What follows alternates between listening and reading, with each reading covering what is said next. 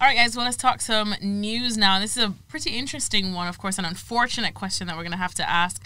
And that's F1 and the Chinese Grand Prix, of course. And there's a lot of stuff being questioned considering the epidemic of the coronavirus that has been going on. Formula E has abandoned plans for their race in the city of Sanya, and that's next month because of the coronavirus. So now, of course, that's shed all the light on Formula One and what they're going to do, if any similar plans, what can be done. Of course, the Chinese Grand Prix scheduled for April 19th. So what are the options? What are you hearing? Well, so Wednesday is the strategy group meeting where that very topic is on the agenda, but Formula One still has a bit of time, you would think, before it has to make that decision. With these sort of things, I mean, it's impossible to predict where it actually ends up going, but at some point they're going to either have to tell the teams, yes, you can all go, or no, you can't all go. You know, there's sea freight, there's air freight, all this stuff, and having so many people travelling to a country that's under the microscope like that it's just not a good idea if there's still something ongoing. So they'll obviously, Formula One clearly will make a decision with people's safety in mind, but I don't think they're going to hastily jump to it. I mean, Laurence had a good point on this before we started the podcast of the calendar is so congested that the idea of kind of postponing it or moving it back becomes tricky. But also at the same time, there's also all sorts of questions that arise from, you know, who pays for a delay, all sorts of things. So I don't think it'll be cancelled outright. But I mean, it's up in the air. Yeah, the most recent race that got cancelled in Formula One was the 2011 Bahrain Grand Prix, and that was initially postponed because of the uprising in Bahrain and the political tensions there.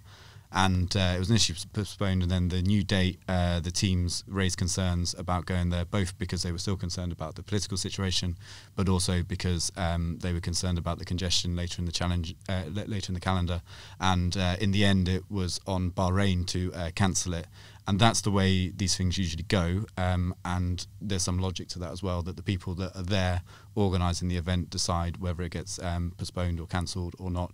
But ultimately, the decision rests with the FIA and Formula One as well. And if they consider it a safety threat, you know, if embassies are still suggesting that people don't travel to those races, it also creates insurance questions, and ultimately there will have to be a decision that's made.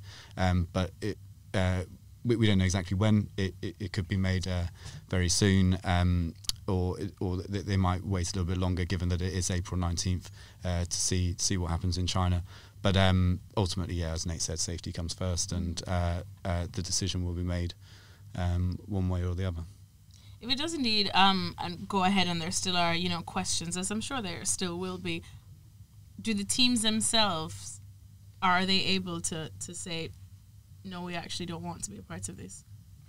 The teams can certainly say that to the FIA and Formula One. They are contractually obliged to turn up to races. So if the race is going ahead and you know, it's been cleared by the FIA and I think all the insurances are in place, you know, talking about kind of the insurance for the people going out there, then they will go. But I think it will be, I can't envisage a situation where the teams don't believe they should be going, but Formula One and the FIA is dragging them kicking and screaming.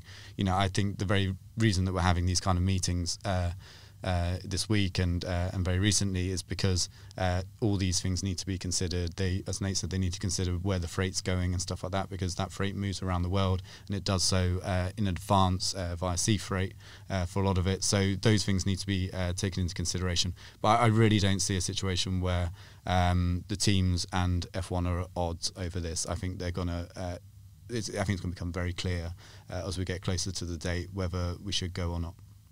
Thanks for watching ESPN on YouTube, and for more sports highlights and analysis, be sure to download the ESPN app, and for premium content plus live streaming, make sure to subscribe to ESPN Player.